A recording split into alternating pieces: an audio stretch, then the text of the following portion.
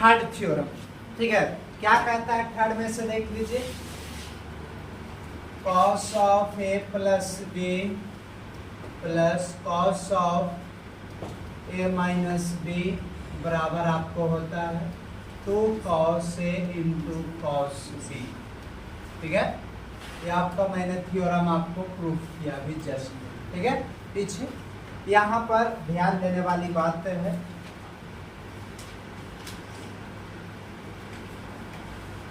पहला काम क्या करोगे, लेट कर लेंगे a प्लस बी को c मानेंगे, a प्लस बी को क्या मानेंगे c, और दूसरा तरफ क्या मैंने माना a माइनस बी को d।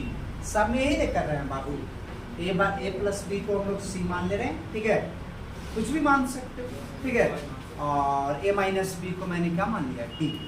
अब यहाँ पर अल्फा बीटा कुछ मानिए, उससे कोई दिक्कत नहीं। जोड़िए a और a 2a यानी c प्लस कितना d गुना कर रहा है, दोनों लेके जाइएगा तो क्या करेगा, a का वैल्यू निकल गया बाबू, इसका मान किसी में रख दीजिए तो b का वैल्यू निकल गया। ठीक है, अच्छा ठीक है, तुम्हारा मान है सेकेंड में तो दूसरा नहीं आएगा। ठीक है, दूसरा नहीं आएगा, सेम ही आएगा। ठीक है, पहला में रखो या दूसरा में रखो, तुम किसी में रखो। ठीक है, क्या हाँ, पहला में आसान है, दूसरा में हार्ड होगा। ठीक है, एक चीज दिमाग में रखिए। ठीक है, वैसा कुछ नहीं है। अब यहाँ पर ध्यान दीजिएगा, वो आप पर निर्भर करता है हार्ड आसान। ठीक है, बाई किससे, फर्स्ट से।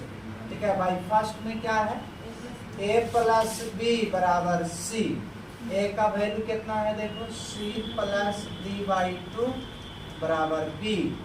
तो यहाँ पर ध्यान देने वाली बात है, ऐसा करते हैं ना कि b रहने देते हैं, यानी c माइनस a का वैल्यू लिख दो, c प्लस d बाई कितना 2, एलसीएम लेंगे ना तो b बराबर 2c minus c plus minus minus बटा 2।